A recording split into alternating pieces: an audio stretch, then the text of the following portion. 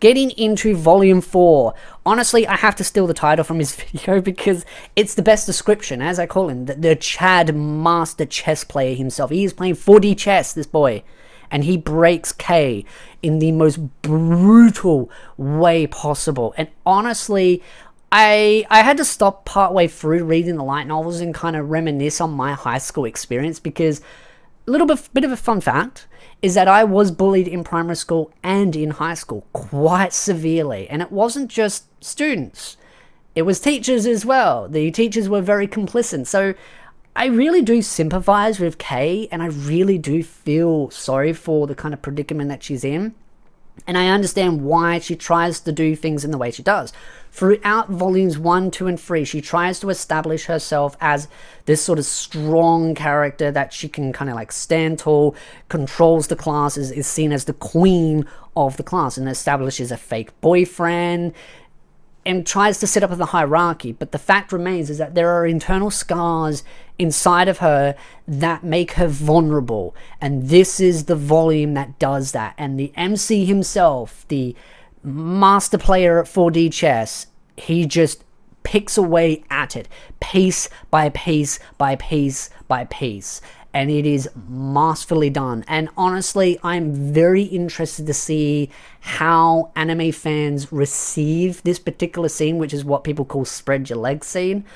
And honestly, I do wonder how people are going to respond to it, because it is a brutal scene, and it just shows how cold and calculated the MC is. I mentioned in my volume 3 video where you start to really see that cold, calculated part of him that's a lot more brutal, and it shows even further in this volume. This is like taking it one step further. So you think volume 3 shows just how brutal he is. He takes it to the next step, but he is playing the long game when it comes to this sort of Zodiac kind of system. Now, the anime does it differently to what the light novels is doing. The anime's kind of done it in a way that's a lot more...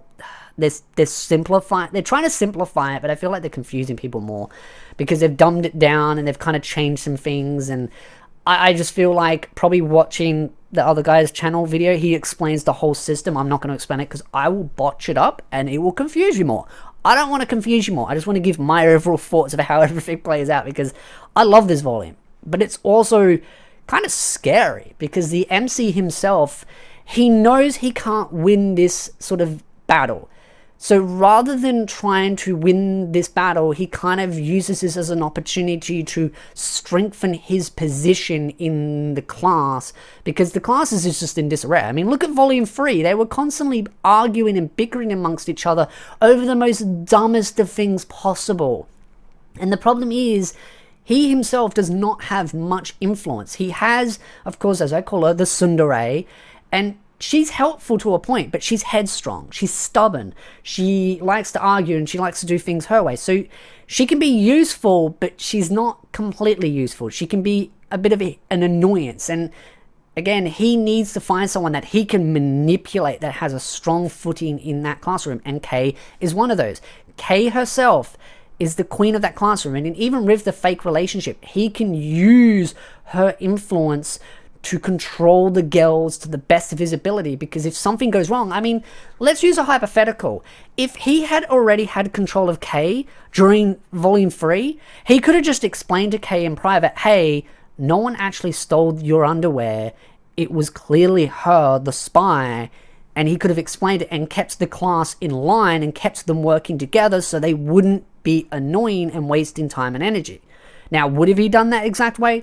I don't know, but I'm just using a hypothetical of what he could have done if he had more power and influence. He could have pulled sway and kept things in line, and that's exactly what he's trying to do in this volume. He's trying to gain more control over the class by influencing those that are the weakest, and he uses this masterfully.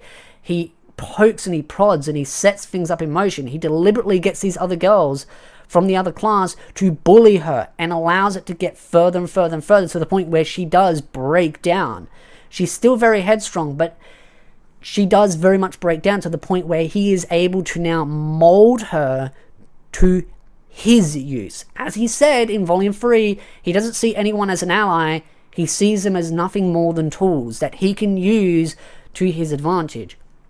And honestly, it's an amazing volume, but I keep wondering at the back of my mind, because it's just something that I kind of think about whenever I see controversy online, is like, how is the anime community going to respond to this? Because yeah, he's a master player, but this is one step further that I don't think some people think that he was capable of, especially, again, the spread your legs scene, because the way he does it is quite manipulative, because he uses the advantage of seeing how far she will go to keep her secret, because she was bullied in her past life and she wants to keep it a secret. She doesn't want people to use it as advantage. I mean, if any other class member, not just in her class but other classes, find out that she used to be bullied, she's got internal scars, they're going to use that to their advantage to keep class D down in the dumps.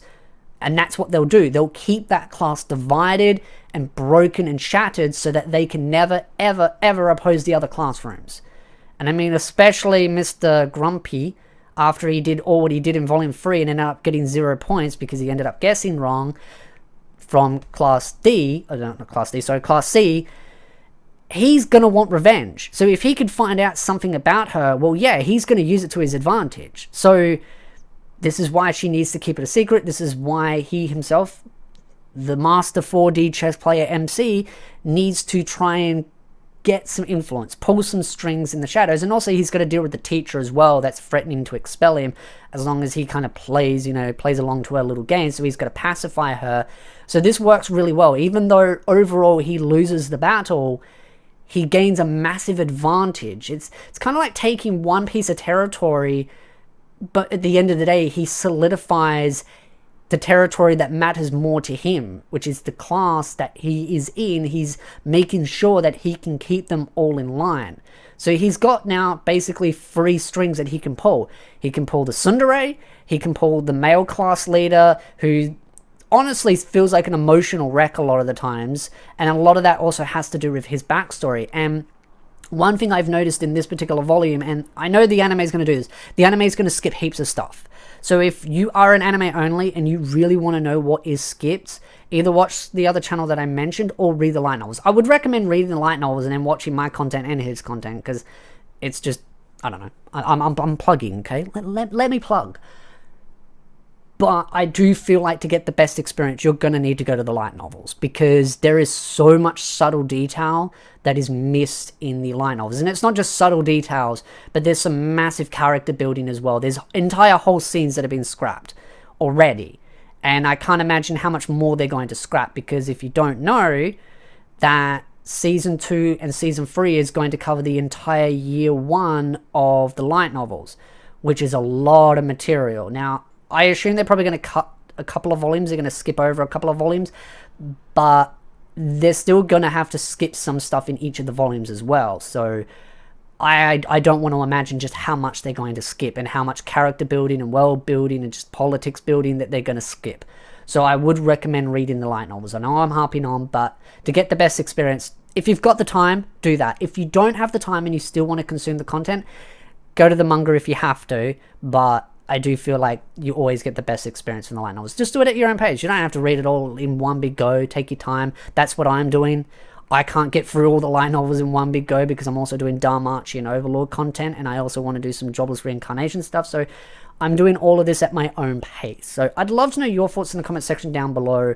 What do you think of Volume 4? Because honestly, to me, seeing how the events play out is just, wow, it was breathtaking, especially what I would like to call the event called the Among Us event. And that's definitely what a lot of people call it as, because it's about finding the traitor in the group. And there are many different outcomes of how you can go about finding the traitor, but there are advantages to doing other ways through the other ways. And it's very clear that Class C wanted to really go after Class A. They wanted to not just gain points, but take points.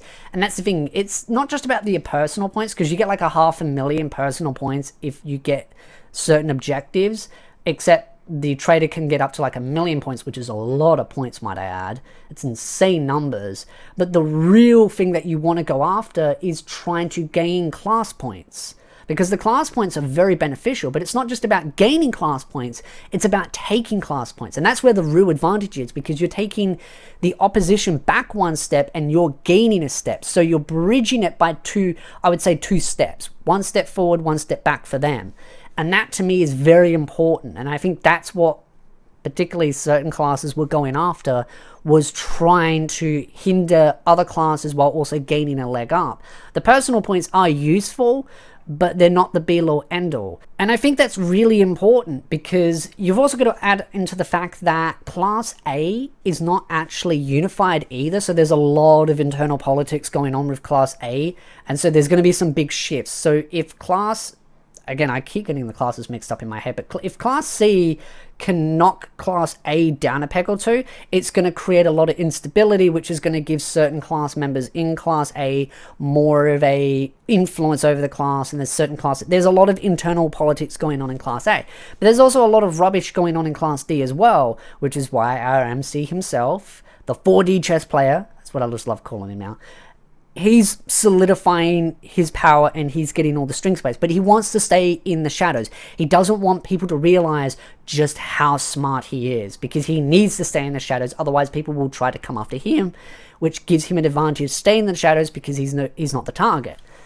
While you've got other classes, like Class B just doesn't feel like much of a threat, but at the same time, the girl that's running that group, she's smart, and she's part of that little group that he is part of, which doesn't make any sense to anyone else, but you kind of realize in the light novels why she's part of it. The teacher's pushed her in there to keep an eye on him, because the teacher from Class B knows that there's something up with him, and so there's some real games, there's some chess moves being made, not just by the students but by the teachers. So there's a lot going on underneath the covers, and I just don't feel like the anime is going to portray that as good as possible.